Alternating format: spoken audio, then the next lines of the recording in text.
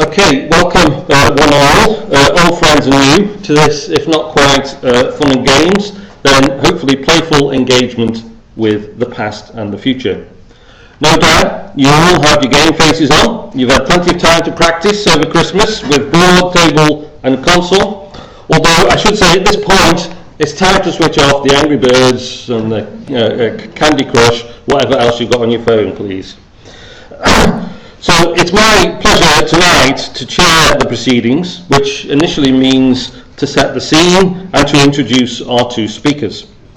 Let me begin things then with a quote. When we discuss games, we are not discussing certain biologically inevitable occurrences, though they may be ethnologically probable.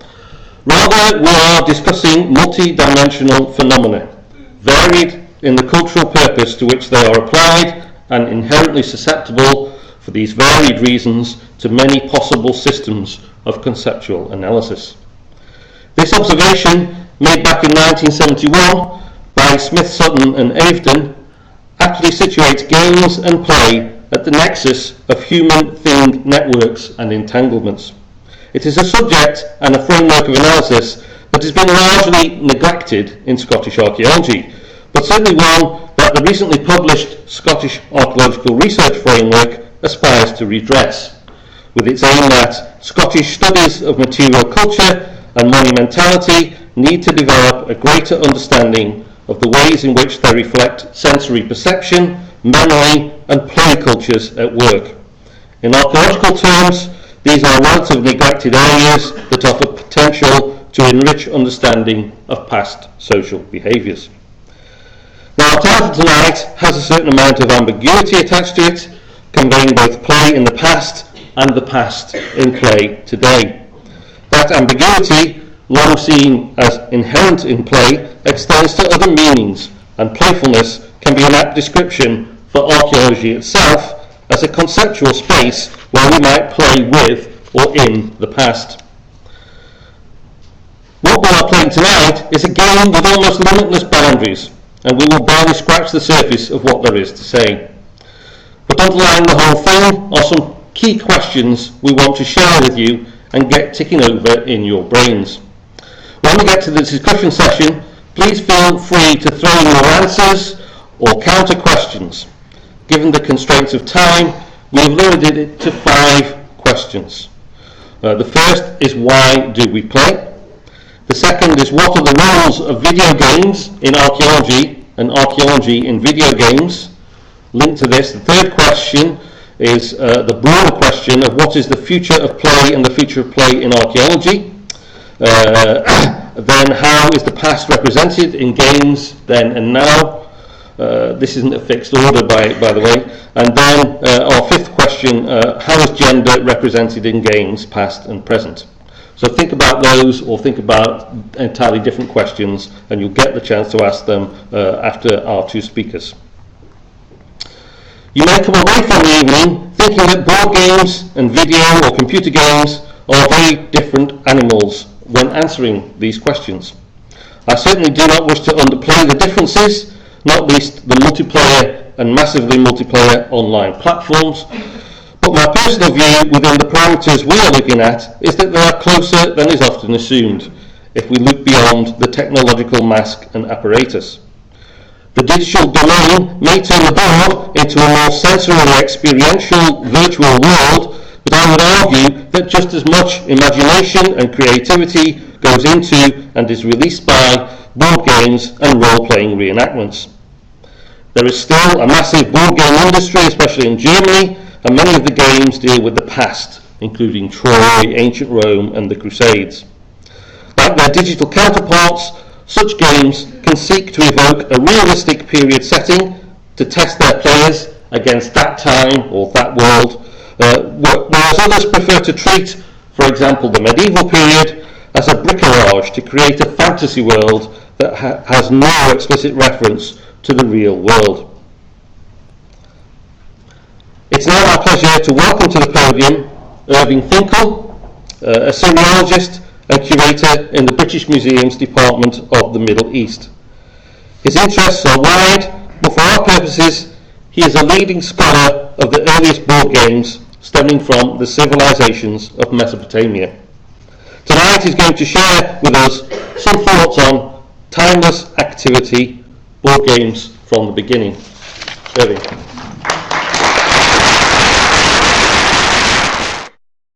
It's perfectly true. I am a curator in the British Museum, and I work in the world of BC. And it's very important in the world of AD to pay a bit of attention to what came before, and especially in the field of board games. And what I'm going to do is show you some illustrations and make a few what seem to me very important points concerned with the backdrop that lies behind all this modern nonsense, all this modern invention. So the oldest board games known to archaeology come from about 8000 BC already.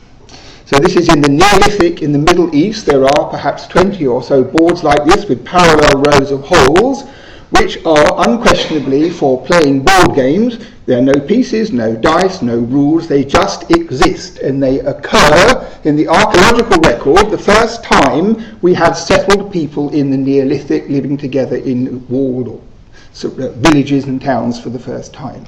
So a very pat explanation would be that it's only when people live together in that kind of world where they have leisure.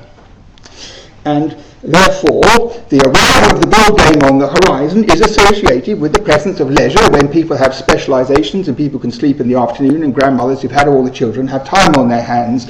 But the fact is, this argument too, which is rather seductive, is probably erroneous, because people who are hunter-gatherers and don't live in the same place don't spend the whole of their 24 hours hunting for food like animals do, but there's plenty of scope for them to make boards on the ground with little rows of holes where there's nothing left for archaeology to find. And it might be, ironically, that the very first examples we have are physically in existence because of settlement. And my own feeling is that this kind of activity, where people have an abstract field and they have pieces and they have agreed rules, is very, very deep set in human psychology, because there's hardly anywhere in the world where this doesn't prevail today. And in fact, I would put this on such and such a horizon that it's one of the things whereby you distinguish man from the apes. No ape ever played chess.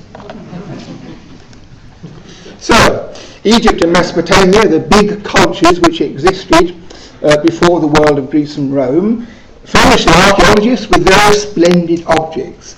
And this is a well-known game. It's called Senet.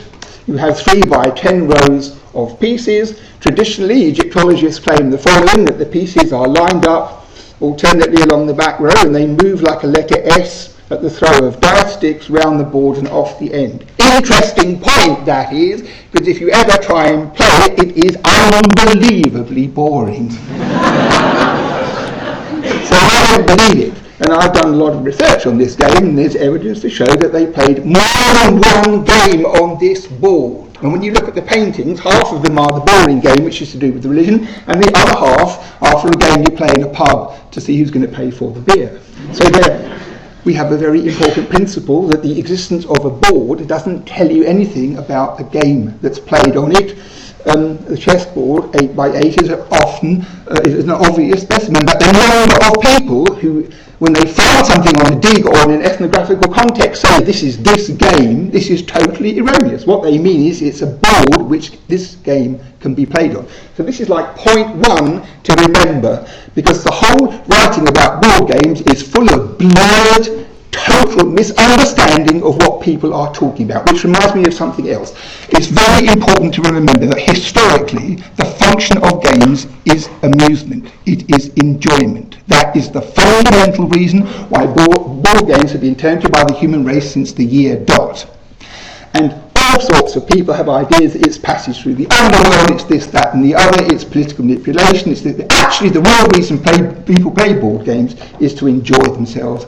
And in India they have this word, time pass, which is a typical example of Indian English, which we call pastime, which is much more boring. And the function of board games in the world is linked with this great basin of time pass, when you have leisure and time to enjoy yourself. This is really important.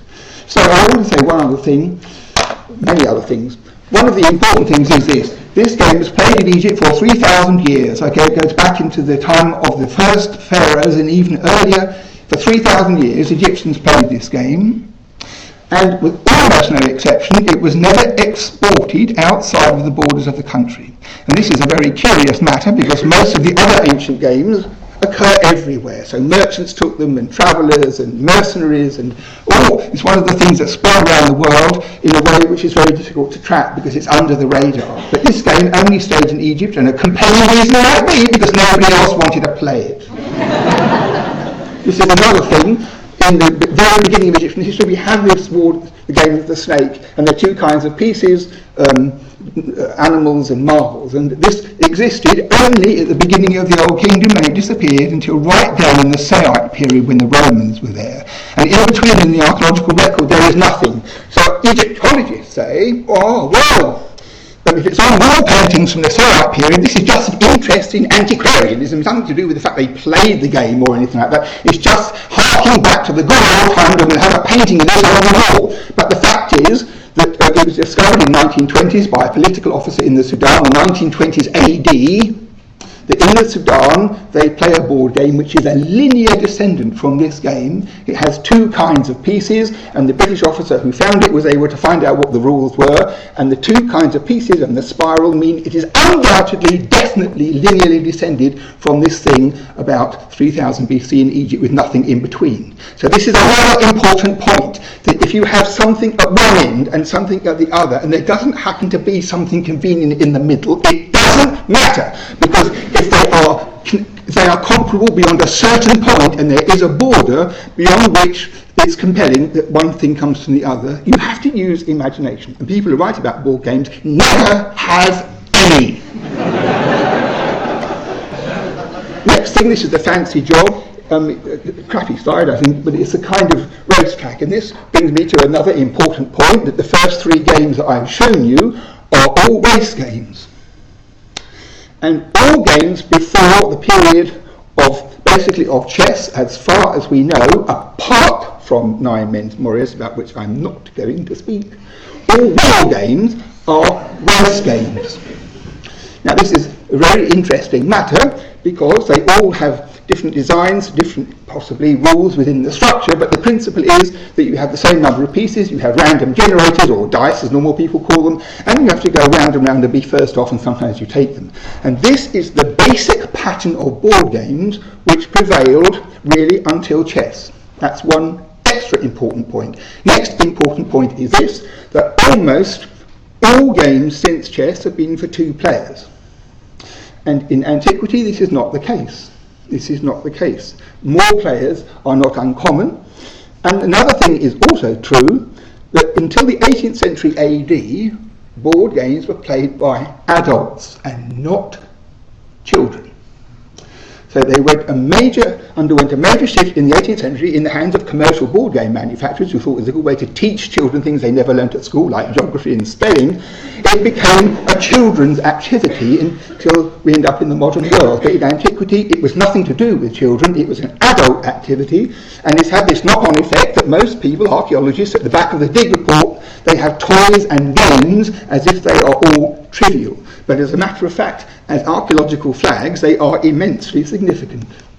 So this is a Coptic board game, which was played by the Christians who lived in Egypt after the Pharaonic period, and undoubtedly is a direct descendant of that game which I showed you on the little table. And this really crystallises an important point, again, which is board games before the modern world encapsulated a very small number of principles. There are very few variations of the conception of a board game, and you have here this, as a result of this, you have this balance. You have good games and you have bad games. And what happens if somebody invents a bad game is it dies out immediately. And what happens with a good game is it becomes streamlined by use until the inequalities are ironed out, so it becomes in a way fair, although nobody knew that there was a possibility of copywriting a fair rule, but it became effectively fair. And once that happened, they last forever. They can last forever, and they can evolve slightly, they can look a bit different, but these things are still here. So in the Coptic period, in the 7th and 8th century in Egypt, they were playing this game, which is descended from the Bronze Age game, which I showed you before, and there are probably still old blokes who know how to do it. Next thing. So I'm going to talk very briefly about the Royal Game of Ur. This is a marvellous thing. This was buried with the royal family and so forth at Ur in Mesopotamia. 2600 BC, in the British Museum, we have this tablet at the top which has rules on it. And the rules are written by a famous Babylonian astronomer who had the idea that the squares were the signs of the zodiac and the planets moved through them, and it had a kind of overtone of interesting matter for speculation. So that thing up there, that orange blur, is the earliest set of rules in the history of the world. It was written in 177 BC, and it has on it lots of technical information about dice throws, how you win and how you lose. So this is another interesting matter, that before 177 BC, for thousands of years before, all board games existed and flourished without anybody having any rules. There was no way you could email or phone up, and it worked like this. That you went somewhere and you sat down and played over a glass of beer, and people said, you can't do that, and they said, well, we do it in our village, and that's what happens with children, the Monopoly, where do you put the money at the end of it? Same thing exactly. It must have been like that since time immemorial, and this is the first time that anybody tried to codify how to play a board game. That's a remarkable thing. If I had 4 hours, I would tell you all about it. But it brings me on to this. This is a graffiti game board which was scratched on the floor. So if you are a board historian, you will find all over the world these things. And people think they're hopscotch. Many people think they're hopscotch or something equally stupid. But when you study these things and their distribution, they are as revealing as you can possibly imagine. Firstly, one example is they are always carved somewhere which is in the shade. Okay, when you twig that for the first time, you suddenly understand what they're really for. No one carves one of those things under the sun. Okay, this happens to be in the British Museum, but the thing is, oh heck, this is such a ridiculous job to try and tell you about this thing. That game of 20 squares, the Royal Game of Ur, there's 150 examples from all over the ancient world, literally. And in Egypt and Mesopotamia, at the same time, somebody had the idea of doubling it. So they got a board and they jammed it with another one so that 4 people could play, and they developed the rules on from the original 2 things. And we have 2 little illustrations of something which is a deeply interesting mechanical activity. For example, in my house, we had 5 children. At Christmas one day, we decided we'd have a double Monopoly game. When you put one board next to the other, you share out all the money, and you have a fantastic opportunity to make everybody really angry. It's much more So look, my argument is, you have a good game, it never dies, basically. It never dies. So here you see, in the Indus Valley, is a 2600 BC, there is a board made for this game. It's broken, but it's certainly, you can see how it goes in, it's certainly that.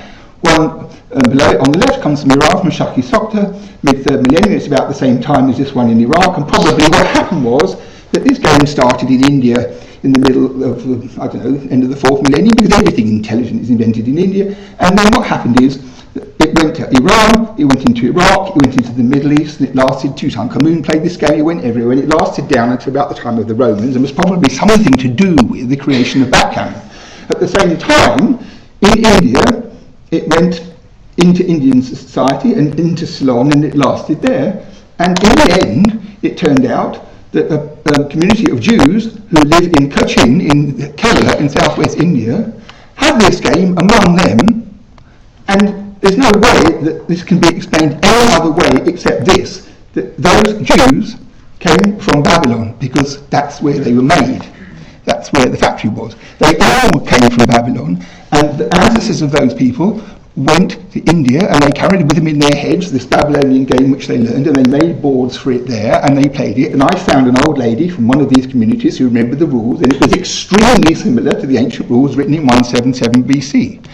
So we have this marvellous, absolutely marvellous situation that in the 4th millennium this game begins in India and it goes all the way round to Iraq, and then these people take it back from Iraq to India, and it ends up in India in a kind of marvellous circle.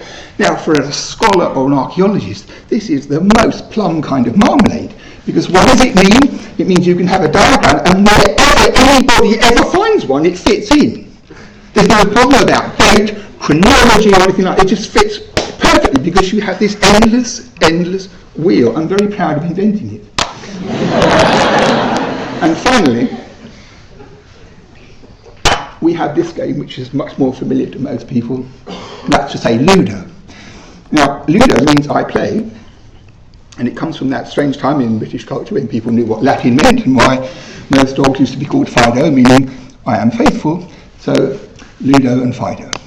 And Ludo is one of those things under the television in every house in Europe. Whether or not people play it anymore, I don't know. But ancestrally, it derives from a very old game in India called sometimes Pachisi, sometimes Chapat. And this model at the top, which I got by doing some very hot research, I don't know if anybody run into this kind of thing, there's a, I think, what was it, Google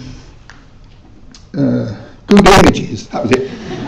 What a useful thing! If you need a picture, you type it in and out comes things like that. It's fantastic. So I thought I'd try it out.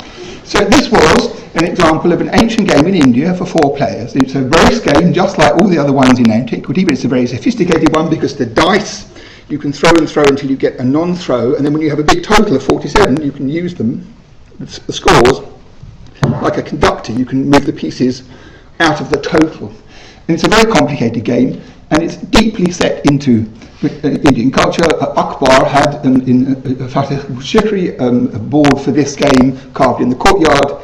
He had pieces of much more interesting than those. They were beautiful young girls in 4 different colour clothing. I'm trying to get a set of those for the museum now. And what happened was that this game started off being played by the rich and the powerful in the court. And with the passage of centuries, it then became democratised, so that you see people playing it in chalk in marketplaces and so forth, but the same complicated game. And in the 19th century, some enterprising person ran into this game and thought, aha, money to be made. And Jakes, the company that you must have heard of, who made Staunton chess pieces, they were one of the first companies to produce an anglicised version with the rules as they derived from India. And somebody in 1801, a friend of mine, Edward Commissaro, has discovered this in the British Library. As far back as 1801, there was a set of rules written in England.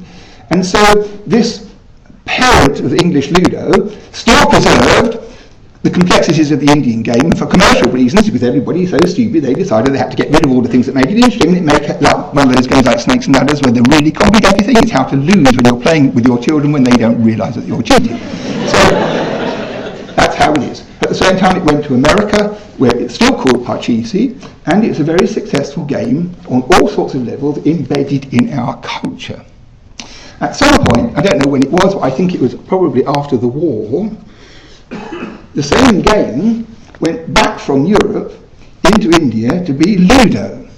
So this Ludo here is made of washable plastic and it smells rather unpleasant, and this is the most anodyne possible version of this distinguished, wonderful game that these people's ancestors played with their brains, and because of the interfering nature of English money-making, they are now happily enjoying themselves playing this very, very poor substitute in total ignorance of the fantastic heritage of how this works. And this is the thing, this subject is remarkable. There are not enough people to work on it, but it is remarkable because the smallest pieces of evidence can become incredibly significant in the bigger picture, which is what, of course, we are all after. Thank you.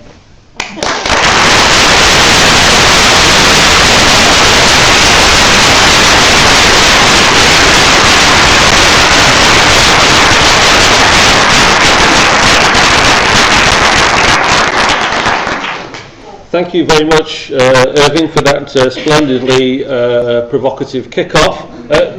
Our aim is to have all the discussion at the discussion section, but if anyone has a really quick, burning question for Irving, we'll take it now.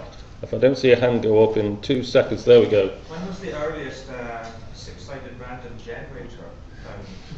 The earliest 6-sided Dice. Sechsseiter, I should say, random generator was found by a German archaeological team in Syria in an Uruk period site about 4,300, 4,400 BC, definitely, and the opposite faces added up to 7 then, which is interesting.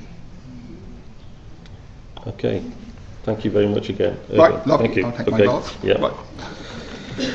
Okay, now it's my equally pleasant duty to welcome on your behalf Adrián Maldonado. Adrián recently gained his PhD at Glasgow University and now teaches at the University of Chester.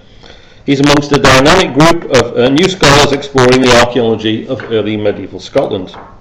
Tonight he's with us exploring another interest he and I have in common, the past, especially the medieval past, as appropriated in video games, with his paper, The Legend of Video Game Archaeology. Adrián.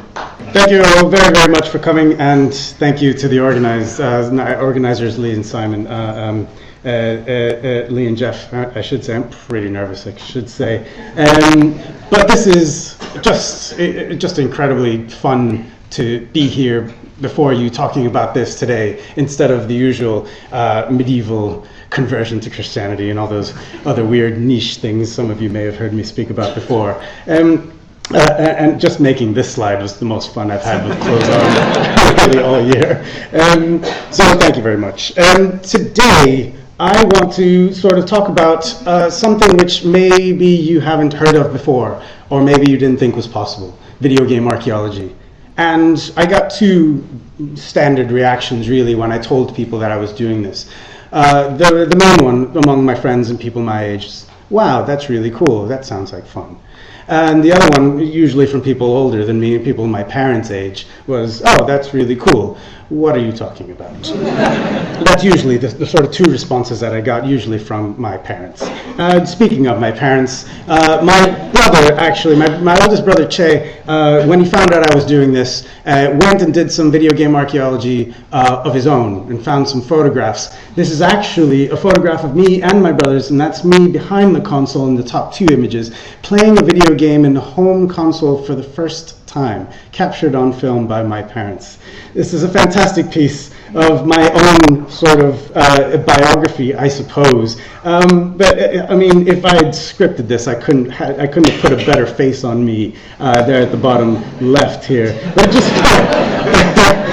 it just goes to show, I suppose, how much you can sort of get out of just looking at your own involvement in video game history, and thinking about the kind of consoles, I suppose, that you played and that you interacted with over your lifetime. I think it's well worth sort of exploring your own contribution to video game history as we sort of start off here. 30 years later, still the same face. I still get very excited about things like these. This is a sound chip from very early systems like the Commodore 64, which was on display in the museum in Oldham outside of Manchester. 30 years later, I never really looked back from video games, but I do often look back at those early days of sort of video game archaeology, I suppose.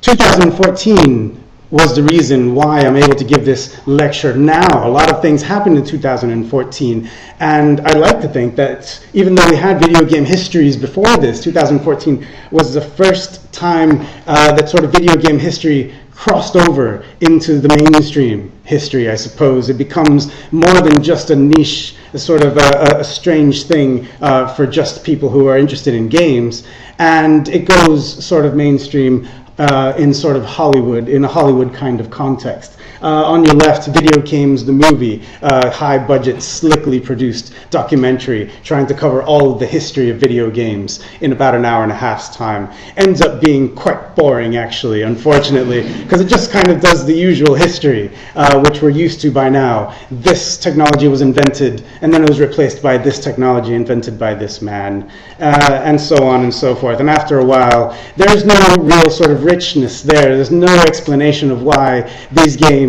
affected us so much and why they sort of become part of our own identities and how we interact with one another now. That sort of technological history doesn't really help us very much. Another sort of side of this is a book which is being made into a Hollywood movie, Console Wars, which is a smaller version of that story, just the 90s sort of competition between Sega and Nintendo for supremacy over the market.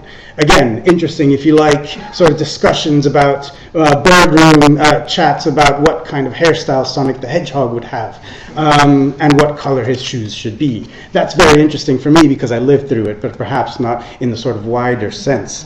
2014, another big thing happened, which allows me to be here, really. 2014, video games not only got a history, but they became archaeology. Now, obviously, historic video games were already artifacts and important ones to begin with. 2014 was the first time that a video game was actually excavated from the ground by an archaeologist. At this point, we are now living in an era where there are people who have experience in excavating video games. Now, that's very exciting for some people like me, and for people who actually are old enough to have played these games, it can be very upsetting. Those are the kinds of things that we have to deal with when we're talking about museums, video games in museums. And I should say, I've just been to do my pilgrimage at Game Masters, the exhibit today, for the second time. So I've done my part, and I hope you will as well. I'm not involved in the Alamogordo project, but it's the beginning of the story. This is when video games really become archaeology officially. But again, we have to think about how we got to that point. So let's talk a little bit about the E.T. game. I'm absolutely not involved in this project, but I know some people who are. I really wish I were. But it's such an amazing story that it deserves at least a précis here. This is the E.T. game in question. Born December 1982. I can relate to that. So was I. This is considered to be the worst game ever made by Microsoft, I suppose, for me. It was basically for the last 30, 40 years. The last 30 years. It's been considered to be almost solely responsible for what's called the video game crash of 1983. This is a great German project online called the consolection.de, and they basically have a visual, clickable diagram of every video game console since the 70s, right? Ending with the Wii just down there at the bottom, so it's a little bit out of date, but you get the idea. This is basically all the consoles ever made up until 2005 or so. And the game consoles up to 1983 represent almost half of that. That tells you a little bit about why there was a crash. The market had been flooded, and people were confused about which product to buy. And when you got a substandard product, like many considered E.T. to be, this was seen as a step backwards. People got tired of it. Atari was in dire straits. They were retaining unsold copies of games, and they had to bury them, essentially. It was cheaper to get rid of them than to warehouse them anymore. They weren't making any money. But they do it in the most theatrical way possible. They don't allow the media, which is already a red flag. It does show up in newspapers this way. Take a plunge into concrete. They do get rid of them in the landfill, and they seal them with concrete to avoid scavenging, basically, which is a sound business practice. But it becomes this romantic tale of Atari trying to annihilate the memory of this video game, trying to sort of delete it from history altogether. And it grows in the telling until it becomes a conspiracy theory. In 2013, because of the internet, of course, somebody decides to make this into a documentary. Archaeologists get whiff of this, and they become involved, and it becomes a real archaeological excavation. This is a documentary that you can download for free on the Microsoft Xbox website. I'm not getting paid for this, but if they wanted to contact me afterwards, great. Directed by Zach Penn. It's sort of detailing how this dig comes together. Fascinating. I'll let you sort of watch that in your own time. But the fact is that it wasn't just the E.T. that came out of the ground, it was lots of other video games. Now, these, because such a story grew up around them, these are no longer just artifacts. They're now more like relics, and some people see them as sort of legendary figures. And so when the city of Alamogordo council, who owns the landfill and therefore owns these games, got wind of this, and they thought this is a money-making opportunity. They allowed the archaeologists to research these games as far as they needed to, and then began to sell them. So these are an example of some of these video games that have been excavated. Again, relics to some people, more than artifacts, and are being sold on eBay. These are the actual eBay photographs. It looks like they were just glued onto a piece of cardboard and just put on the ground in the office, I suppose, of the city council, and photographed with the worst camera that they had available. Despite that, the game on your right there, the Atari ET games, these cartridges went for upwards of $1,500. And all these other games went for hundreds of dollars in their own right. The city council did very well. They're just dipping a toe into the water, actually, to see what these things are actually worth. They're testing the market. So this is just the beginning of these things. Thankfully, the good news is that these things have found somewhat of a good home in certain instances. We know the Smithsonian Museum has purchased some of these games, and the first of them has actually gone on display, not in Alamogordo, but in Rome. The Video Game Museum Ligamos in Rome is actually the first museum in the world to display one of the excavated cartridges. So we have to think about what we do when we display video games as archaeology, as museum objects. It also raises the question, weren't these things already archaeology? Weren't they already artifacts? Even the ones that weren't buried under the ground? And the answer is yes. So we have to think about, I suppose, what these mean in terms of our relationship to video games, what it means that these things are archaeology and that they're now increasingly museum objects. The problem has been that this is a scattered resource. Pieces and parts of these things are sold for scrap online, on eBay. They're very worn down because of the nature of gameplay. A lot of these boards have cigarette burns because you used to be able to smoke indoors, remember that? And a lot of these things are being taken apart and sold as these main cabinets, which can be sort of gutted, repainted, and fitted with a modern computer, taking the original game out and replacing it with a modern screen. So these things are circulating now for parts, and the only person who's actually dealt with this on an academic level is Rayford Grins of Stony Brook in New York, and he's talked about, he's not an archaeologist, but this has been an inspiration to me. This is a study of video game afterlife. What happens to what he calls X games, games that are displayed in museums, not playable. Games that are displayed behind glass, games that are kept in collectors' hoards, games that are thrown away in landfills as rubbish. And it's talking about basically these things as archaeology, as artifacts that remain in use, artifacts that remain in circulation. How do we deal with these things? And again, there's the commercial side of this. These things are being sold for parts. But there's also the sort of relic hunting aspect of it. And there's also this that we have to deal with. So these games are now very trendy, very nostalgic, retro items, and in the sort of crafting and maker culture online, a lot of these things are being repurposed and upcycled, which means that original artifacts, such as these, are being gutted and made into things like external hard drives and USB sticks. I've seen one Nintendo cartridge made into a whiskey flask, but I think they've started producing their own cartridges, as it were, from the original mold. These are the kinds of things that are affecting the archaeological record. The end result is that we actually don't know how much of the record still survives. We don't know how much of it we have available. And we have very few of these still left. These are the contexts in which these games would have been used. The video game arcade.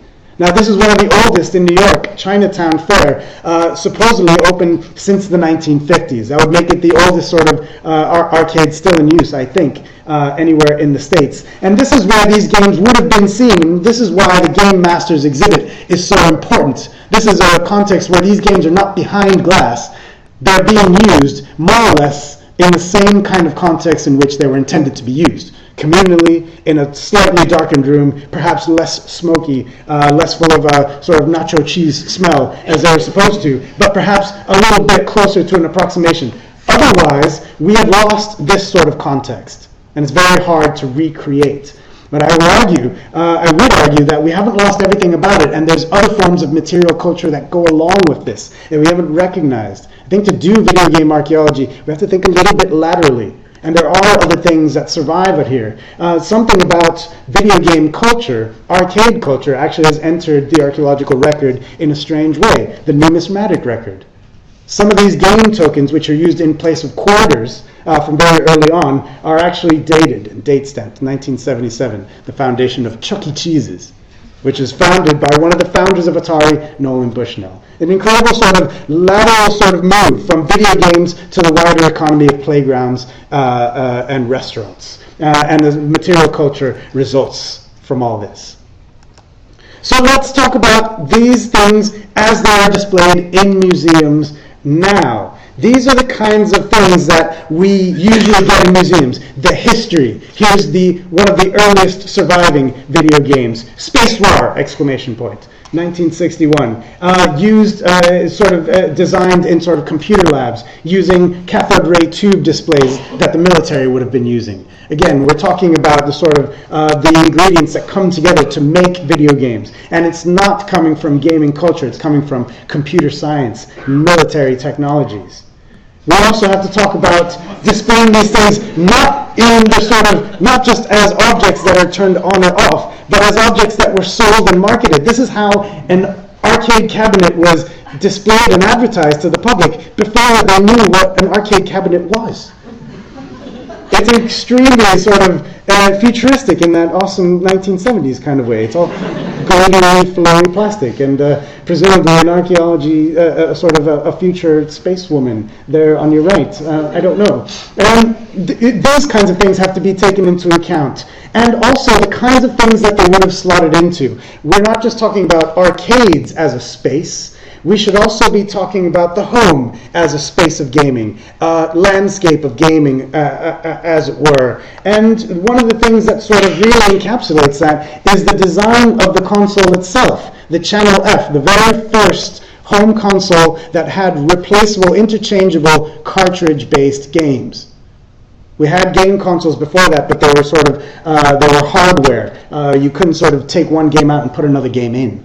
And this is made by Fairchild, a consumer electronics product company that made things like desktop clocks and clock radios and things like these. And you can see that very clearly in that design. Another thing that we need to think about, I suppose, is how these things slot into things like those, domestic appliances, consumer products. And that's what's called media archaeology.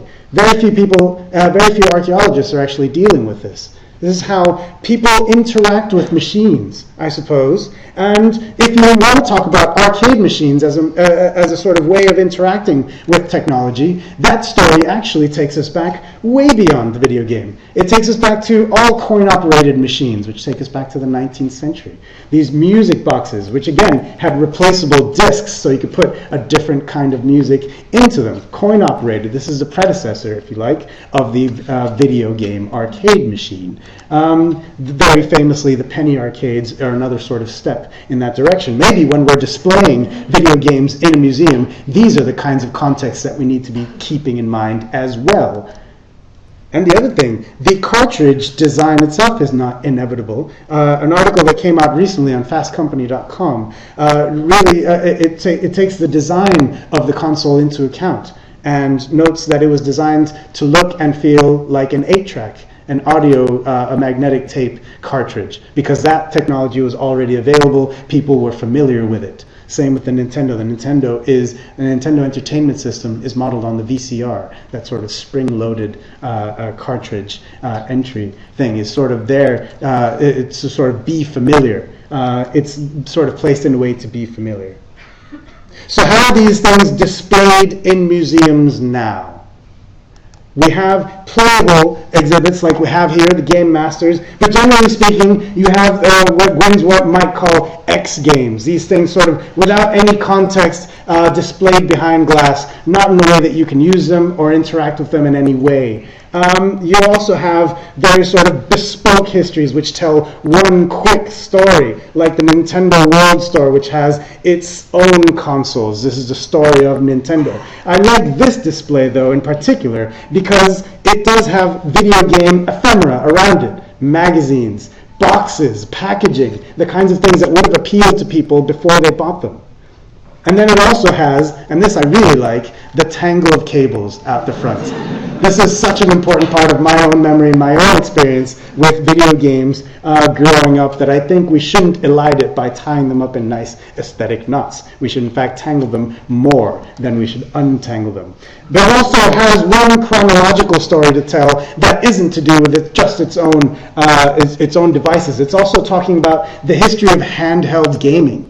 And that's one theme that you can draw out of this collection, from the liquid crystal display games of the early 80s to the Game Boy. But also, it's sort of bringing in different kinds of Game Boys that were used in different contexts. And this is the Gulf War Game Boy, which was actually taken to the Gulf War in 1991 by a soldier.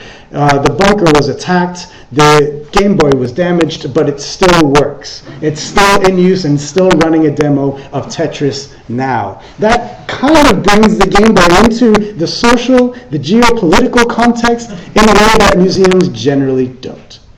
This is the kind of story that maybe we can begin to tell. All right?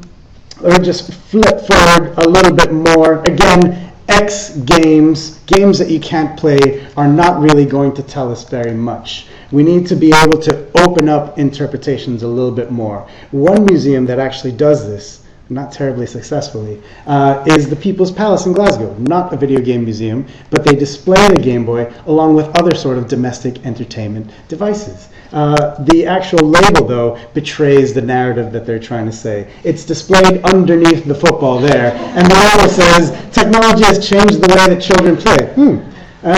It's because they are now playing indoors rather than playing outdoors that everybody's very unhealthy these days. All right, so it's basically a very negative portrayal. But at least there's a story and there's a context there. I don't agree with this story, but I think this is a good way forward into thinking about the kind of narratives that we can spin out from video games when we display them in museums. All right, playing them is just a part of it. Playing them is certainly a part of that landscape, but there's other questions that we can bring in. So I want to round things out with some things that interest me, I suppose. A few things that came to my mind when I'm putting this thing together. The challenge for us, I suppose, as video game archaeologists, as you all now are, is to maybe diversify gaming history, more than just the history of technology. This technology supersedes that one, this one was invented, this one was better than that one. Maybe we can tell more diversified stories. We can tell stories about regional cultures of gaming. This video game, the movie, was all about the American and the Japanese experience, but it didn't take into account things like the Amstrad and the BBC Micro.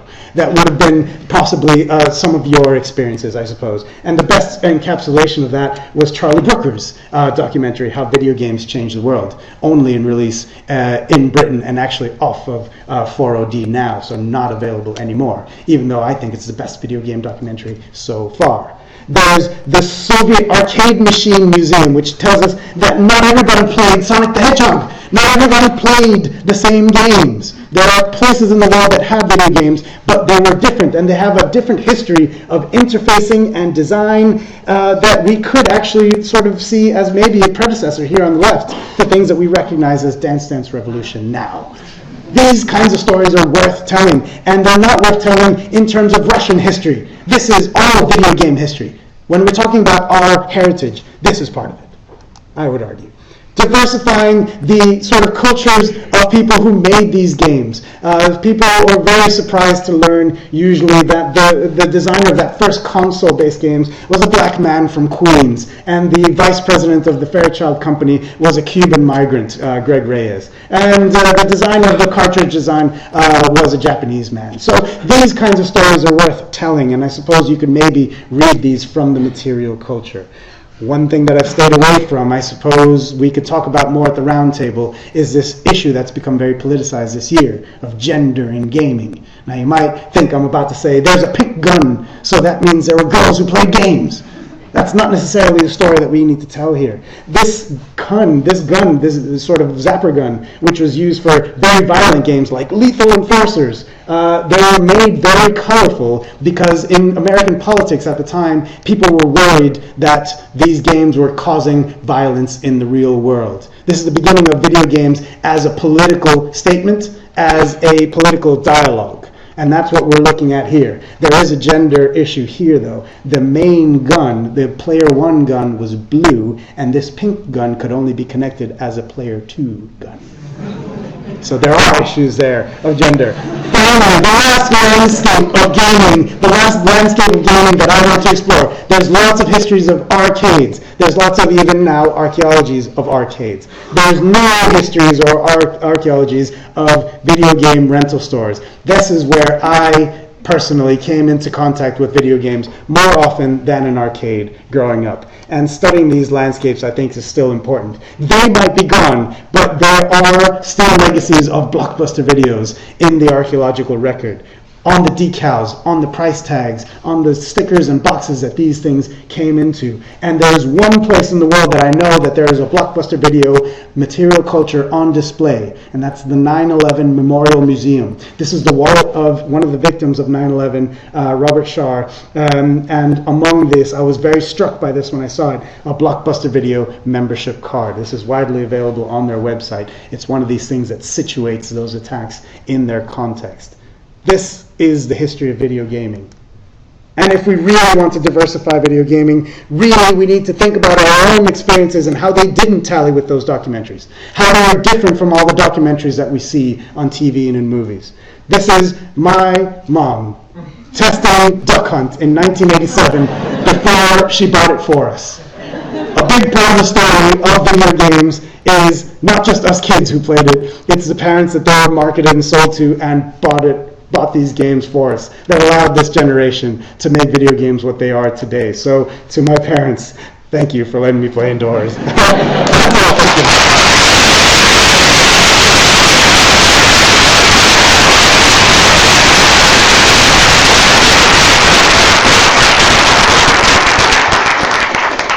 Well, thank you, Adrian, for that passionate and stimulating and revolutionary overview. I now have this vision that there's an undiscovered lost pyramid somewhere in Egypt, and in which are buried loads of really boring Senate boards. And that could so easily be an addition to a well-known film franchise, Indiana Jones and the really boring board game. Has anyone got a really single quick question for Adrian before we move on to the final element of the proceedings? 2, 3, 1. Hi. You talked a lot about the material record. How are archaeologists looking at the digital record, like how the software was constructed? Is that something that's being studied? Yes, absolutely. Actually, there's quite a lot of work going on around the world, but also very much so in Britain. There's actually a few, it's mostly in academic works, but there's a lot of blogs from academics who are working on this material now. There's quite a few people at the University of York at the moment who are working in digital heritage, not just sort of how to make archaeology digitized and available for the future, but how to deal with sort of our digital heritage, things like the software, the coding, and the design of these things. That work is going on out there, and there's a few blogs, I suppose, that I could point you to, but maybe better to sort of speak afterwards. But this work is going on. I'm certainly not doing it, but some people are. Okay, thanks very much, Adrian. Okay, and now we come to the second half of the game, if you like, and I'd like to welcome to our stage two further speakers. Digital games journalist and blogger Cara Ellison, who's at the end there, and Stephen Reid of a group called Immersive Minds, where he's a game-based learning specialist. So we'll now open up tonight's proceedings to questions and discussion, and before we get to the end of that, Stephen will show us a few slides that will take us into our final element of the discussion, which is looking at the future of video games. And I should at this point as well say we had hoped to have been joined by Jen Novotny to help us discuss these things, but a family bereavement prevents her from attending tonight. Okay, who wants to kick things off with a question? Nice work, smooth.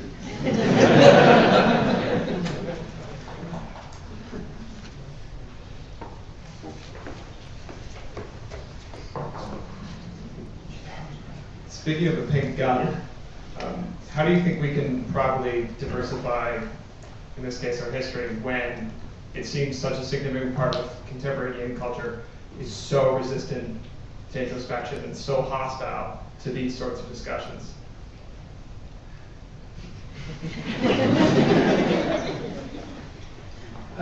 I'll give that a shout. Can I? Fucking. We are seeing at the moment a very, very strong outreach from not just women, females in the gaming industry as players, but as the gaming industry as developers as well. There's a huge motion, and I don't know if some of you may have spotted Gamergate, hashtag Gamergate on Twitter, and all the issues that have come with and from that. But it's a very positive thing because we are debating it and we are talking about it. And the pink gun, I mean, statistics in 2012 suggest that 43% of gamers, i.e. people who play games for 10 hours a week or more, are girls. And when I'm in education and I discuss this, boys don't believe that. There are various reactions which I can't go into, but boys don't believe that. And when I show them the statistics and I show them the white, perhaps they know better what the girls are on. When I show them the statistics, I show them the papers, and then the girls in the class discuss the games on a level, there's a real change in the attitude. And I think what we need to do is discuss it. We need to open it up, we need to discuss it, we need to debate it, it needs to be in the media, it needs to be on Twitter, it needs to be on Facebook. And I think this generation of males need to be open to that and need to be discussing that. And I think that's the answer. I hope others are. I think we need to be doing that because the girls are gaming and actually they're beating us at it. And they're developing better games in some cases. And I don't know, some boys just might not like that, but it's the truth. And we need to discuss it. I think, so when people say, oh, it's a gender issue, what they usually mean is it's to do with women. When people say, oh, I do gender studies, what people really think that they're doing is studying women. And that's not necessarily very helpful, I don't think. Because what you really need to do is go, well, what does masculinity have to do with this? What do men have to do with this? What are they looking at? Why aren't they being actually looking at themselves and looking at ways that their values are formed? And I think that's really, really important because that's gender. And I think that as long as we don't think about the values that boys are forming around video games, we're not going to progress whatsoever. And there's a real reluctance to do that. And I think it's actually a part of a larger problem where video games used to appeal to women. And women did used to play video games as much as men did, and girls as much as boys. And what happened was there was money to be made, and the men had the money. And so the marketing flipped over to look at how they could market to men's pockets rather than women's pockets. And that's actually shaped our buying habits. And that's actually shaped video games entirely. So now we've got a whole host of video games that are, the big budget ones anyway, are incredibly violent. And it caters towards a certain kind of young masculinity. And I think it's also kind of symptomatic of a larger problem with our culture at large, because you see it in movies as well. You see it all across lots of different mediums. And that's actually a larger problem to do with, well, what is masculinity? And how do we express it? And really, it's through violence. And that's not a good thing. And so I think that there are a huge amount of video games that, and board games are a fantastic sort of example of this, is that the core of video games is really about leisure and enjoyment, and about playing with ideas, and about concepts, and about communication, and being with another person, and basically trying to interpret how you relate to another person. And that violence is not the only way that you can interpret that. And I guess I would really like to see an emphasis, particularly for bigger publishers, but I mean, it's already happening in loads of different myriad ways, but I would really like to see us address more topics through games at large, and focus more on like a broader sort of way of expressing ourselves through games. Because there's certainly the history there of, this Ludo is not inherently about violence. So we must have somewhere along the way decided to go off to just the track. a minute. When you're playing this game, when you take a piece, you slam your piece on top of the one that's being knocked off the board and you kill it. In Indian languages, the word is to kill.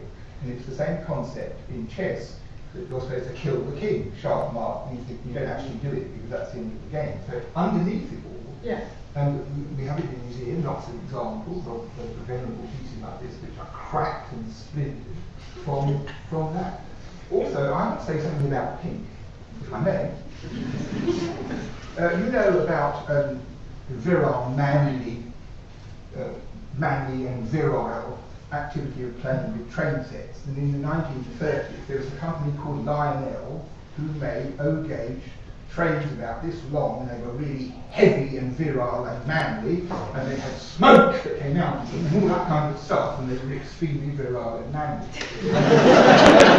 At one time in the 1950s, some wise ass in the Lionel company, a hugely successful institution, remembered about girls. So they made a whole, metal train set, locomotive and all the rest of it, in pink metal. And as far as I can understand, they only sold about 3 of them. And they pulped the rest of the pulp train sets, I don't know. But in fact, in the world of train sets, those train sets are worth absolutely ransom. But this is an interesting thing, not to do what we're talking about. I just Well, I think it's really interesting because you kind of bring up the idea of is aggression and conflict really what games are about at their heart? And I don't know if I agree with that. I mean, I don't know. There are lots of games out there. I mean, I don't know if you could say Twister is about aggression. But I think there are generally I feel like there are a number of ways you can express yourself through systems of games. And I don't think they're all inherently masculine, or what we would think of as being masculine now. And I think, just reflecting on your comment and my original one, I think it is all about education, which is where my heart lies, because what you're talking about is social norms and social beliefs, and how our children in our schools today see the world through what we expect or what we tell them is normal. Therefore, and at home as well, are we creating that gender? Is it a nature or a nurture thing? But are we creating those gender visions through normative beliefs and teaching social norms? And I think that's really important. It starts in school. Back. Hello, Chris. Would you say that maybe just simple testosterone has an impact on this? Because you talk about violence and chase games. It seems like we're sort of floating around the idea of excitement and possibly danger, and it is I would say it's a more common male reaction to get angry and hit things when you're scared or excited than it is for women. Do you think that is a bearing at all? Yeah, I think angry, is a socially conditioned thing. I think that our society says, oh, well, boys express themselves through anger. Women are just very conciliatory all the time, and so that you grow up with those norms. But I really like your point about this idea about getting excited and things like that, because I feel like that's downplayed in a social context with women, but I can get just as excited as the guys sitting next to me. So I feel like there's a tendency to ascribe certain emotions to certain genders, but I think that it's actually it's just because if you expect a certain reaction from someone as they're growing up, they start to grow into that role. So, yeah. And actually, that's largely what you've hit on there, is that games are about emotions. Game makers want us to feel excited or angry or scared with something like Slender, and they want us to. In fact, I was playing Slender one night, and the cat moved in the cupboard, and I honestly, as a grown man, I almost followed through it. So bad. So these emotions are real, and the games make us feel. Did I just say that? The games make us feel. You know, they make us feel happy. They make us cry. You know, there's some very emotional games out there that make. You know, they hurt us, and that's what game makers want. Whether or not this gender kind of angry men and loving women, I don't know, but certainly emotions are top of the agenda. I think one of the presentations touched very briefly on how popular board games are in Germany now, and I think it might be worth discussing, tying in with this, that some of the most popular board games in the world now are coming from that German post-war board game tradition, which is actively anti-violent. So none of those maybe somebody knows more about this than me, but I understood that there was actually a whole program of board game design coming out in post-war Germany, actively trying to make get people to play together without there being any violent activities, and it's all cooperative, and that's why you have all these games about history, games about farming, and games about all these kinds of things. And I wonder if that's maybe an interesting train of thought to think about. Was that a question? Yeah. I wonder. Well, I mean, it's certainly true that idea of board games being non-violent or not overly concerned with violence is very strong in Germany, and it's one of the things that came out of trying to restructure society after the Second World War, and it's still, prevalent. You go to the games fairs in Germany, and also the toys fairs. Over 90% of the stuff that you'll see there is not to do with violence, really, in any way. It's to do with working cooperatively with your fellow human beings. Irving, can I ask you a question? Hello, I didn't know you were here. I wanted to ask, do you think that there is a connection between the cultures that produce these board games and the subject matter, or the conflicts that were going on in them? Do you think that, for example, a war-based society was producing a particular type of game? Are there some links? Undoubtedly true. For example, in India, there are lots of traditional games where you have an asymmetrical distribution. So there are like 12 sheep and a tiger. And the tiger can jump over the sheep and eat them, and the sheep have to try and hem the tiger in. And it's not a preposterous idea to imagine that the landscape of this game and the nature of the game comes out of an environment where that was a pressing matter, that looking after flocks, and there were tigers that were voracious, and it may be a rather junior school idea.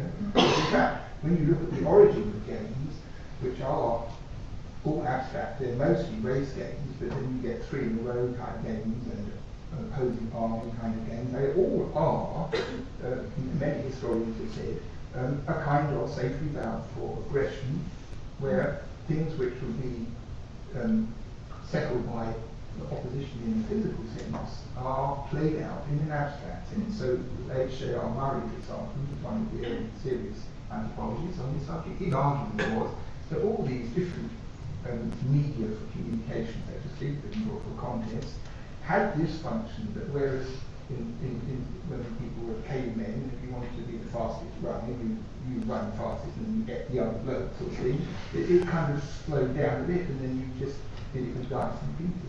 So I think in a serious sense, it is probably true that all the games that existed in antiquity could in some respect be indicated in the landscape from which they came.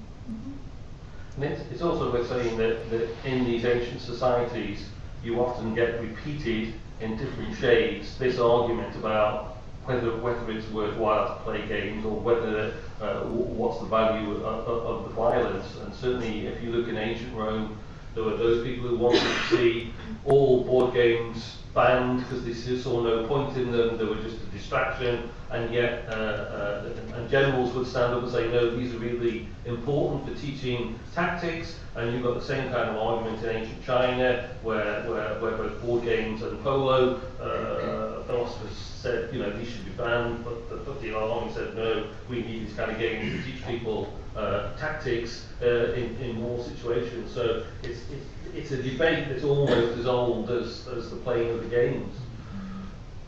I think just back to your games having a purpose, and actually there's a lot of computer games now coming out, and developers are starting to change the way they think about games. So games like The Plan or Journey, in fact almost everything that game company, that's what they're called, that game company do, is experiential. And then modes, like in Minecraft, there's creative mode. So you can switch monsters off, you can switch player versus player off, and you just make things. So suddenly games are now digital games are now starting to take shape where violence isn't actually at all on the agenda, specifically The Plan or The Journey. Although at the end of I'm not going to ruin The Plan for you, but there's one small act of kind of oops. Can I just jump in really quickly and just add on the lines, I can't comment on German board games, but post-war Japan also had a sort of pacifist streak within its gaming industry, and that's perfectly embodied by the Nintendo company.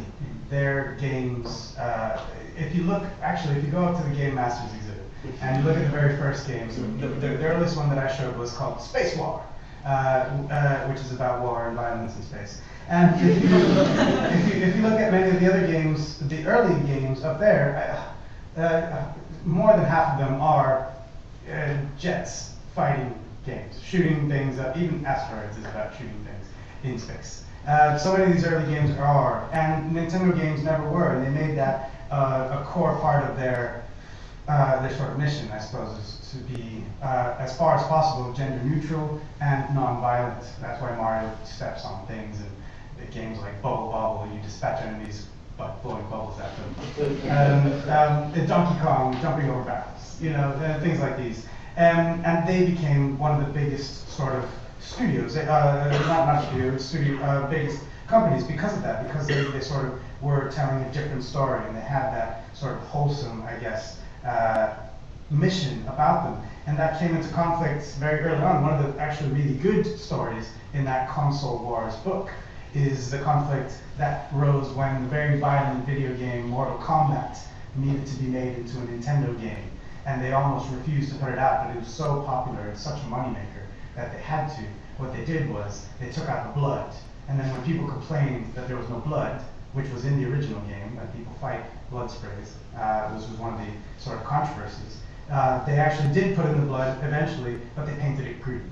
And so they fought against it, and eventually they sort of, they caved a little bit, and maybe you can see the sort of violence more entering that game culture from that point onward. But up until that point, they'd very much been what you described for German board games, I guess, in the sort of post-war era. There's an analog there. Question there, yeah. How much of the Can you just wait to mine, please?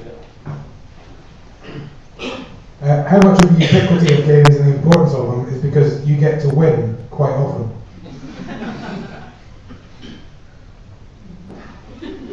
Yeah. Although it's not true of every game, the group of games that Irving didn't want to talk about, which was Nine Minutes Morris, was certainly the simplest version of that, which you probably know as Noughts and Crosses or Tic-Tac-Toe, is very difficult to win once you've got two balanced players. And so that's often why people get fed up of it. You can play it a lot as a kid, but after that, no. It gets more complicated as you introduce more pieces. So when you get up to 9 and 12 pieces per player, then it can be easier to win, but often again it will end in a draw. I mean, and I don't know about anyone else here, but does anyone here really know how to win hopscotch? I played it all the way through my girlhood, and I still don't know how to play it. Yeah, but that's like cricket.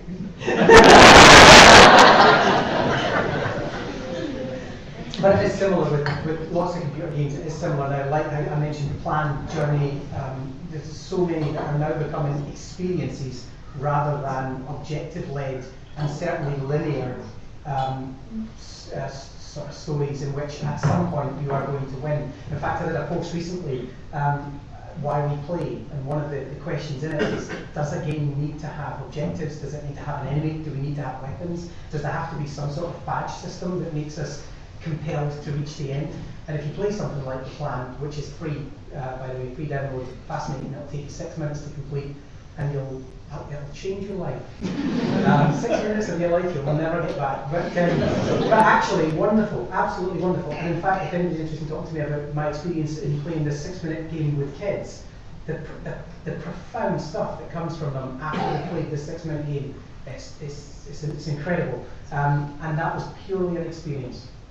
I would echo that. I had my first experience recently at Minecraft, and my tutors were 2 9-year-old boys, and they lost me, and I could see that there was no kind of overall objective in what they were doing. It was an experience in which they were immersed, and it was up to me to get in there and keep up, otherwise I may as well go to another room, And they soon got very tired of trying to show me how to do it, and it is, for some people, play is an escape from an objective and rules. And I think the psychology of winning is fading to some degree, which is healthy. I mean, there's a whole genre of simulator games where you you get your street sweeper.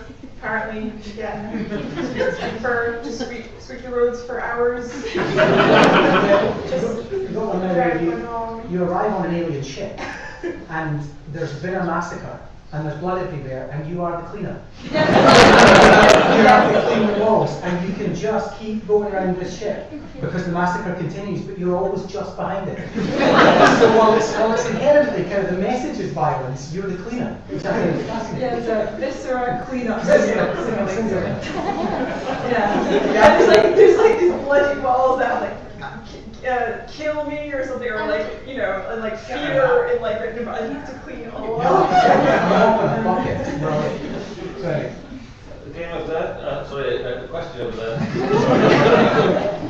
You've mentioned about games being only played by adults, and I wondered when games became a means to teach children and young people like lessons, because we have this concept of gamification, which is a very modern word, but I don't believe I don't think we have the monopoly of gamification. It must have happened way before now.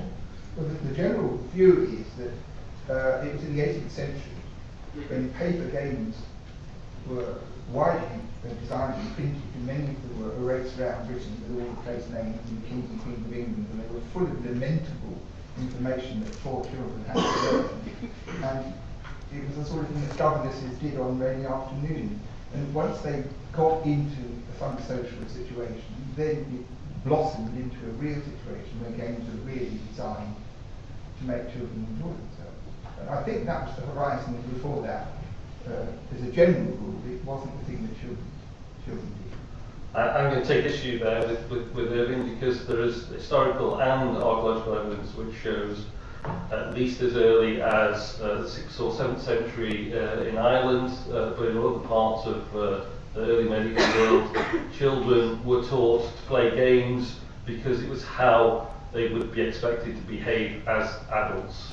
And various of the early Irish law codes specify the board games that they will be taught as children, particularly boys. It is a masculine thing. Boys at the age of 8, 9, 10 will be taught board games, because when they're men, it will be a distinguishing feature of them as a company of men that they can play these games, and so they're taught it at a very early age. Reid. I think it's worth noting that there is a difference, however, between games-based learning and gamification. There's also kind of information out there. One is good and one is I think gamification is just basically taking what you would normally do and then giving it levels of making it terrible. Yeah, gamifying skill-based learning is taking games and using them to teach, and I think there is a distinct difference. And also, there's also a super lovely thing happening right now where kids with learning disabilities are getting a lot from games as well, and not just games that are made to educate, but like Minecraft is one of those games in which, I mean, my boss at The Guardian, Keith Stewart, so in that documentary you mentioned, which is the Charlie Brooker Channel 4 video game, which I co-wrote, by the way. So that in that documentary, my boss at The Guardian, Keith has a kid with a lot of learning disabilities, and he sort of almost breaks down, sort of talking about how his kid found a way to communicate effectively and play with other children just through putting blocks down in Minecraft, which I think is a beautiful accident. It's like video game, it's video game Lego really, but it's just this wonderful way that kids can then communicate with each other if they're having problems, sort of doing that in real life. So. Okay, we'll take one more question over here, and then Stephen will take the podium and just introduce the final discussion point on the future of games. So. Okay, so I just have a question about what the archaeology of gaming. When you were talking about being a family and watching your brother or somebody play a game, and now kind of in the future, at least through my 13-year-old brother, he watches a lot of YouTube videos of other people playing video games, and then those YouTubers are making a lot of money off of that, and I don't know, are we losing kind of this environment of people watching the player? Like, I don't know if we're kind of moving away from the whole family being involved in one person playing a game, and if we're just moving toward watching a stranger on YouTube shout as they play Minecraft. I don't know if the future of gaming, do we have a space for that anymore? Well, there's a super exciting thing happening right now in that, I guess it's a terrible name, but there's a thing called New Arcades movement.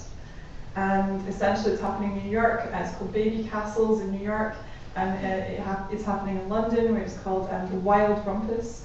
And these are events in which people will make games specifically to show them in arcade-style cabinets.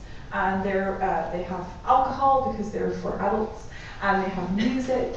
And basically, people make games that are to be played with usually 2 or more players, sometimes up to 10. There's a wonderful game called Johann Sebastian Joust, which is a wonderful game that's only played with those PlayStation Move controllers.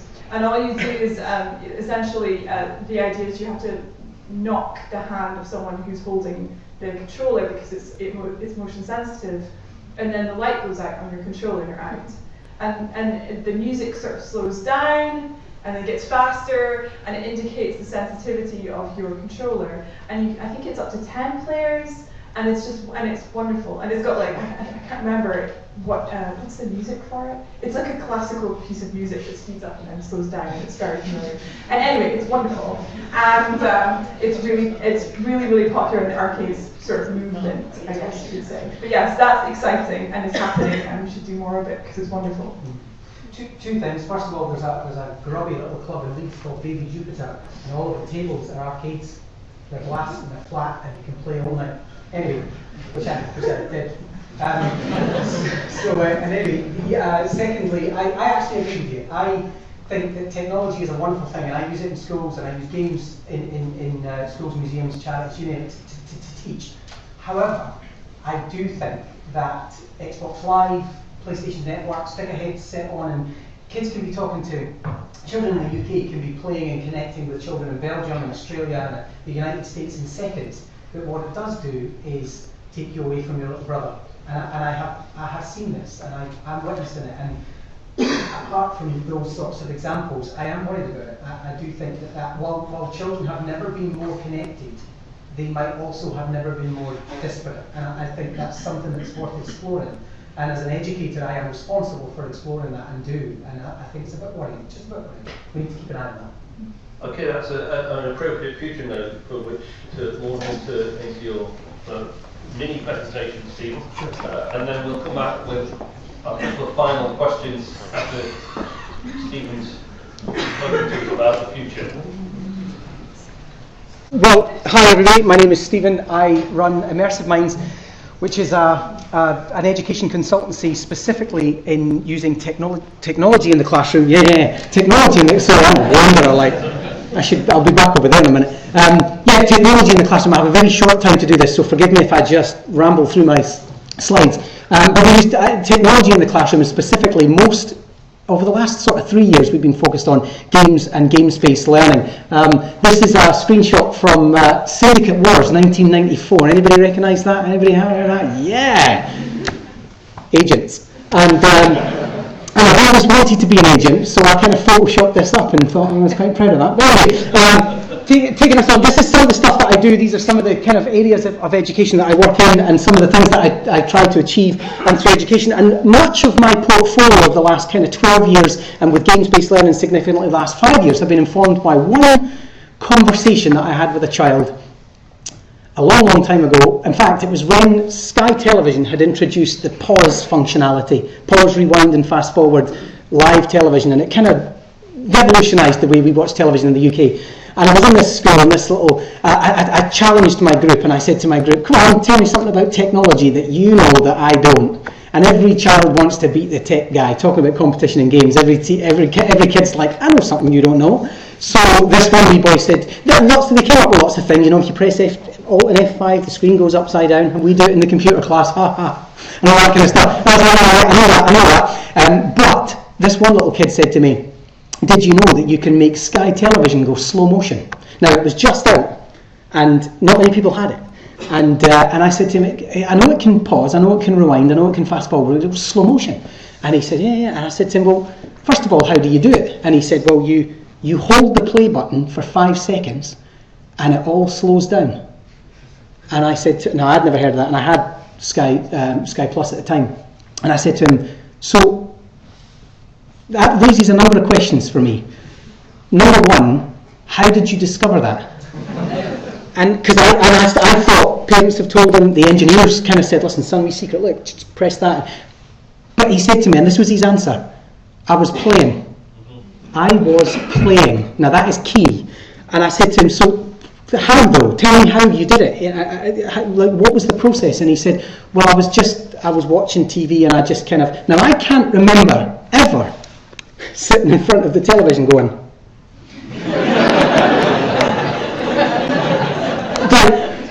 and as an adult, everybody, no, okay, occasionally, good, but this child was just like, yeah. Then I said to him, you were playing, and he said, yeah, and if you press select and red for 5 seconds, the light at the front flashes twice, but I don't know why yet.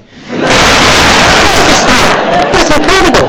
And here's dissecting through the process of play a board game, which is a controller for a television. We don't see it that way, largely. He did. Now, other questions were raised, one of which was the application. Well, so what do you do with it? Well, first of all, what do you do? What would happen if you broke it? And he said, Dad will fix it.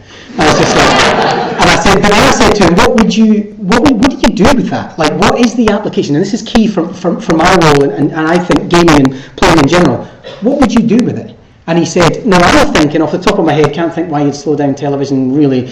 And he just had this barrage. He was just like, oh, you can slow down Jeremy Kyle, and he has these funny faces. And he said, if you slow down Takeshi's Castle, and you can see the pain. I was just like, for those not familiar with Takeshi's Castle, a very funny Japanese live show where people just get lots of pain. And he slowed it down, and he said, you can slow it down, and you can and then rewind and slow it down again. And he said, my brother and I do this all the time. Amazing. So what that then informed me of is that this child had found something that worked, learned how to use it, and applied it to his entertainment. So we do the same. We find something that works, learn how to use it, and then apply it to teaching, apply it to education. Now, what works? Games work. Games consoles work. Kids want to play games. So if they work, let's learn how to use them and apply them to our teaching in all of these different ways. And we have not failed yet. So here are just some statistics that I wanted to put up there just to let you know that the latest thinking, and there is some amazing thinking out there, 99% of boys under 18 play games for at least 1 hour per day. 99%. I'd like to find the child that doesn't. But 99% of our children do, 92% of girls under 18. That means, and if we just skip to the last quote there from Jane McGonigal, it's inevitable that soon, just simply because of the generational shift, because of this fact, soon we will all be gamers. Children and adults alike, we will all play. There is a process, a company in Leeds who are working with Leeds City Council, and their process, their entire, the purpose for them being there is to make Leeds a playful city. They want the spaces and the public transport systems and everything to be playable. In Germany, you cross the road in certain cities, I think Dusseldorf's one of them, you cross this road and on one side of the road and on the other side of the road there's a pong game and you play the person on the other side of the road while you're waiting for the lights to change. Stuff like this is fantastic. There's also, I won't go through all of these things, but Stephanie Schultz from the Alzheimer's Association has now started to put together some very, very key and most recent evidence that brain activity, specifically in people with Alzheimer's disease, can be altered and often repaired through the use of playing games. We've also got the Queen Mary University brain flexibility. Now you see that the cornerstone of human intelligence, brain flexibility is said by scientists to be a cornerstone of human intelligence. Games are changing the physiological form of our brain. Grey matter is getting larger, etc. And there's lots of studies, and you can reference those studies if you wish, but they're out there just now. And there we go. And the last one, high school gamers who played video games 2 hours a day were better at performing virtual surgery than non-gaming medical students. So next time I run for surgery, I'll be saying, "Do you play Call of Duty?" And they'll go, "No, get out." And actually, the question that I need to answer in the next sort of 3 or 4 minutes is, what is the future of gaming? Now, the future of gaming for me belongs, and I started with Syndicate Wars. Anybody flashback? Flashback? Anybody? Yes. The future of gaming started in the 1980s. Or 70s, but it started back then roughly. The future of digital gaming, not all gaming, but digital gaming started back then, because it's the guy who made Flashback, James Marsden, as part of a sort of slightly wider company, but it was his dreamchild. He has now gone on to make Velocity, and when I spoke to him on Twitter recently, I said to him, "Great game, loving the kind of media that you're putting out, really looking forward to this being released. Reminds me of Flashback." I got this barrage of tweets back from him saying, "Oh my God, I can't believe you noticed that. It was my favourite game when I was a kid. This is why I'm doing it." And it was the players in the 1970s and 80s who are now the makers today of those games. And what's wonderful about that, this is another one, Elegy for a Dead World. This is a game that's been designed specifically to teach literature, popular literature like War of the Worlds, etc., and also literacy in schools. Beautifully designed. You find dead worlds, and when you land on those worlds, you find books. You find books, and then the children are then encouraged. The books are ripped and torn, and words are missing, and the children are encouraged to finish the books. And those books you can choose from, things like War of the Worlds or Of Mice and Men, example, and there's different ones from different planets. Or you can just write one from scratch. And English teachers all around the world, in fact, I've got a teacher in Kentucky working with me on using this specifically with one of her English classes. It's a fascinating game, and the bridge for this, because I do only have a couple of minutes, so I'm kind of racing through this, but the bridge for this at all times is, for me, has always been Minecraft. It's the single most popular game that I use in schools, along with Little Big Planet, you could kind of say was up there, but Minecraft in particular. And here's just some of the things that we've made with kids. We've up in the top there, we've got an entire eco-village teaching ecological living. We've got QR codes that lead to real places online. We've got the national flags of all over the world. We've got urban planning. There's a fire going over there, and the fire engine are putting it out. We've got ancient Egypt, ancient Rome, and we've also done the Vikings. We've got hydropower and the natural and man-made water systems. And right down to here, we've got the mosque in the corner there, where we've done religious and moral education. We're also working on sustainable forestry and forest fires. You name it, it's all done. And that for me is the bridge, because what Minecraft does is Minecraft allows children to create their own games, specifically now with things like command blocks, where they can actually code into Minecraft and see the results immediately. So what we've done is we've crossed a bridge where people of the 1980s kind of randomly made games as they got older, to now everybody can make, every child in every bedroom anywhere in this country can make a mod of an existing game, a modification of an existing game, or a game of their own. And these are some of the ways in which they can do that. Game Maker, the Raspberry Pi, learn a bit of Python. There's a kid down south who's learned to use the Raspberry Pi, the small sort of credit card sized computer, and he's plugged wires into it. Goodness knows how he's done it, but he's plugged wires into different types of cheeses for his Raspberry Pi. Then he's put a wireless controller in, which is attached to his little dune buggy thing, his little remote control car, and depending on the cheese that he touches, it moves left, right, up or down. He's conducting electricity in order to move an object on the other side of the room using a credit card sized computer, and he's 11 years old. Craft your own command blocks, coding, which you can program directly into the Xbox, Kano, etc. I'll finish here because I know we're almost out of time, but my answer to what is the future of gaming, the future of gaming isn't going anywhere. It's staying firmly where it is. And the future of gaming is that, first of all, one day we will all be gamers, and secondly, any one of us will be able to make a game. And all of the rich stuff that we've talked about today already in terms of the past and why we game, all of us will have that power in our hands. So go make some games and come back and show us next year. Thank you very much. That was.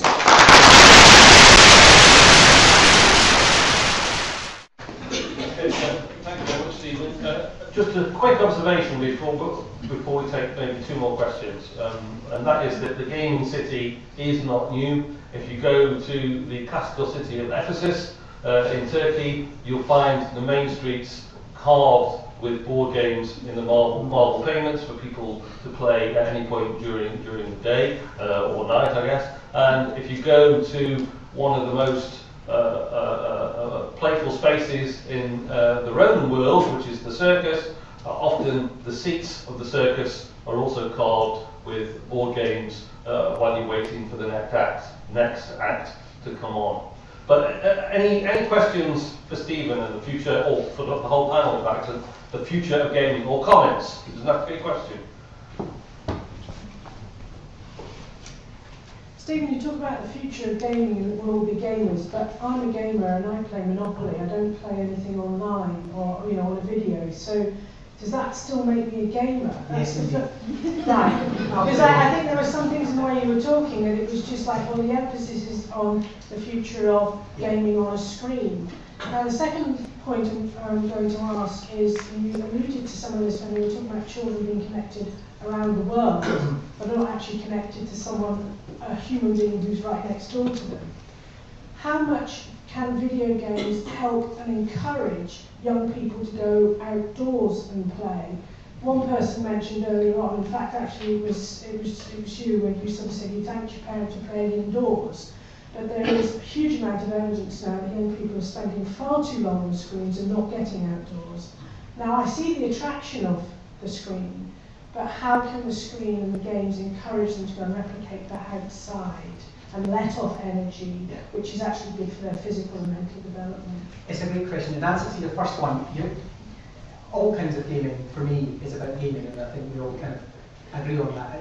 But I think most specifically is what we have to understand is that the nature of gaming is changing, and simply because technology is, and therefore, I only had sort of 5-10 minutes, but I agree with you, there are different types of play. What I think largely comes from that is that gaming, I think we are becoming more playful creatures. I think technology is allowing us to be more playful, and there's lots of ways in which we can do that. Second question, brilliant question. Getting outdoors is very important to me, and when I work with children and I work with teachers, quite often I come across teachers will say, oh no, not more screen time.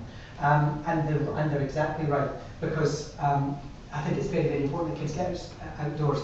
I work with a number of outdoor agencies, and in particular, we've developed projects that get kids outdoors. And one of the simple ways of doing that, for example, with Minecraft is all made of blocks, therefore it's easily grid referenced, therefore we make things and we map them, then we get kids to go outside and explore those similar spaces. So get kids to create their own school ground, or we do a reminiscence project where kids create the streets and towns that they used to live in, the houses that they used to live in. And in order to do that, they need to go outdoors in order to take photographs and plan, come back and then build, or vice versa. We also do geocaching, so we build topographically accurate scenery within, and we can do this from open data. We can build literally rivers and forests exactly where they are and how they are to scale.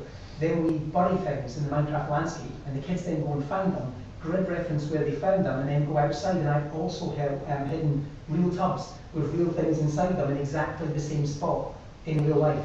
And then they go out and they do that. So it's getting them to match and make. And that's just Minecraft. There's lots of other ways of doing that. But yeah, and I think it can be used. There's Zombies Run as well. Have you heard of Zombies Run?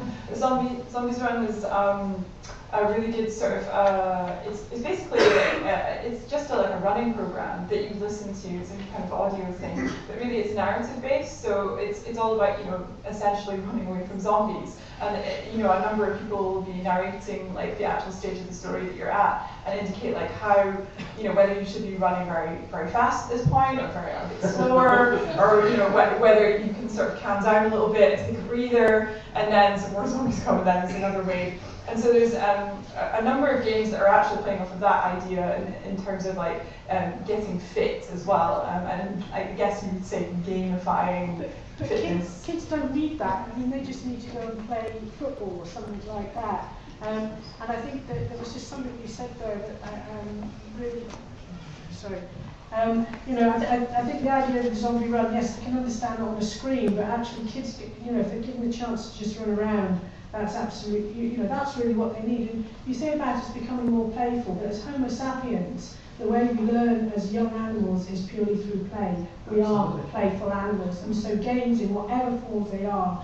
And that's where I think that the only thing with kids is that now, compared to all of your childhoods, is there's far more screens available now. And the idea of actually having a screen on the traffic thing appalls me, because boredom is really good for our brains. Einstein wouldn't come up when he came unless he was bored. So there has to be that kind of balance with gaming and accessible to gaming, and how we introduce it to young people. Yeah. I think it would be a really good idea if children were chased by real zombies. Yeah.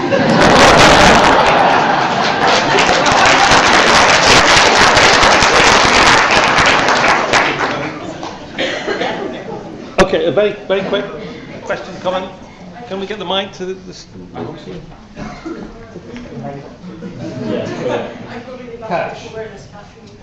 Classic game with catch. It was really just a comment back to that about kids doing exercise. I obviously am younger. I grew up with screens all the time, but I'm also a ski instructor, and I work with 6 to 10-year-olds, and they all have computer brains, they all have screens, but it's not stopping them being active. If anything, I see them being more active than I was as a child, and they have more screen time than I did technically. Because the screens that they have now are more portable. They'll run around with something in their hands. They'll be multitasking, but they still run around. They use their games to inform their play and their active play, and they are doing it with each other. I use it. It's very. They talk about their skiing and the play that they're doing in terms of games, and it's not stopping them being any active. Anything, they are more active than I was as a child, and I just thought that's my perception of that particular age group at the moment. Well, can I just thank you personally for that? I would like to, just as a comment, I would like to put in a defense of playing indoors. People have complained about video games threatening society. We've had video games for 40 years now, and before there were video games, they complained that pinball was going to be the death of society. And I'm sure there were things before that. Before we had video games, kids also had comic books and books and other things like checkers that kept them indoors. Playing games, all the studies have shown, makes people smarter. It makes people better, and it didn't stop me from playing soccer, football, I suppose basketball and baseball, and just running around like a hyper little child. And I turned out reasonably okay. So you say. Okay, on that note, that's an obvious point of discussion that can continue over the Glen Morangi, and hopefully without any ensuing violence. That's our allotted time up, but the discussions don't have to end there, and everyone is welcome to join us in the nearby pub, the Paradise Palms, did you say? Yeah, where we can carry on being playful after you've enjoyed the Glenmorangie and the games on offer upstairs. Rather than sum up the wide-ranging debates and talks we've enjoyed, let me finish as I began with a quote. This one from Scottish musician and writer Pat Kane. Play will be to the 21st century what work was to the industrial age, or dominant way of knowing, doing and creating value. Therefore we need play theory and research of a multidisciplinary and conciliant nature that can deepen and widen our understanding of this most dynamic of our human evolved capacities, so that we can design the best games and technologies, communities and organisations that will constitute this new era. It remains only to thank the Society and the Museum for organising tonight's event, and most importantly our speakers and panel members and yourselves for coming along to play. So please put your hands together in the traditional manner, and remember, we are because we play, and play is a catalyst for creative change. So keep on playing.